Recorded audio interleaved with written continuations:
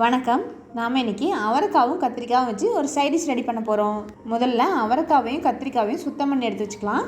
அப்புறம் இந்த சைடிஷ்க்கு தேவையான மற்ற பொருள் என்னென்னா, சின்ன வெங்காயம் ஒரு 10 கட் பண்ணி வச்சுக்கோங்க. அப்புறம் ஒரு தக்காளி கட் பண்ணி வச்சுக்கோங்க. ஒரு இனங்கு கருவேப்பிலை எடுத்துக்கலாம். அப்புறம் தேங்காய் பால் ஒரு கப் அளவுக்கு எடுத்து வச்சுக்கணும். அவரைக்காவை ஓரத்தில் இருந்த காம்பெல்லாம் கட் பண்ணி எடுத்துகிட்டு நார் இருந்துச்சுன்னா அதையும் நீக்கிட்டு இந்த மாதிரி சின்ன சின்னதாக கட் பண்ணி வச்சுக்கோங்க. இப்போ இதுக்கு தேவையான அவரைக்காய், வெங்காயம், தக்காளி இதெல்லாம் மட்டும் கட் பண்ணி வச்சுக்கிட்டோம். ஆனால் கத்திரிக்காய் மட்டும் காம்பை நீக்கிட்டு அப்படியே வச்சுருக்கேன். ஏன்னா கத்திரிக்காவை கட் பண்ண உடனே சமைக்க ஆரம்பிச்சிடணும், இல்லைன்னா காரில் அடிச்சிடும். அதனால தான் கத்திரிக்காவை மட்டும் அப்படியே வச்சுருக்கேன். சரி, இனிமேல் சட்டி அடுப்பில் வச்சு செய்ய ஆரம்பிச்சிடலாம்.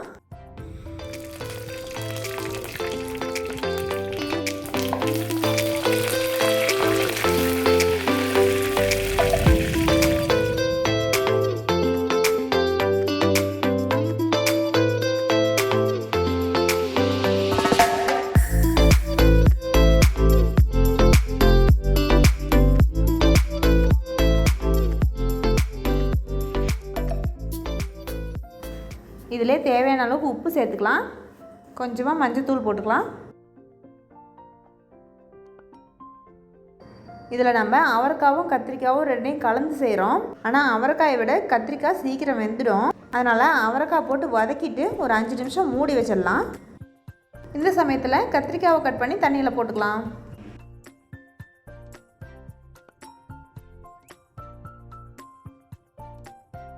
கத்திரிக்காய் அரிஞ்ச 5 நிமிஷம் டைம் கேப்பில் அவரைக்காயும் கொஞ்சம் வதங்கிடுச்சு. இனிமேல் இதில் அரிஞ்சு வச்ச கத்திரிக்காவை சேர்த்துக்கலாம். இதில் ஒரு முக்கியமான விஷயம், கத்திரிக்காவை அரிஞ்ச உடனே தண்ணியில் போட்டுக்கோங்க. அப்புறம் தண்ணியை வடிச்சிட்டு இதில் சேர்த்துக்கோங்க.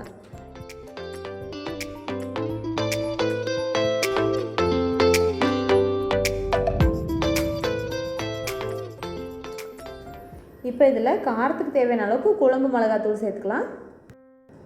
இதை நல்லா கலந்து விட்டுட்டு தேங்காய் பால் ஊற்றிடலாம்.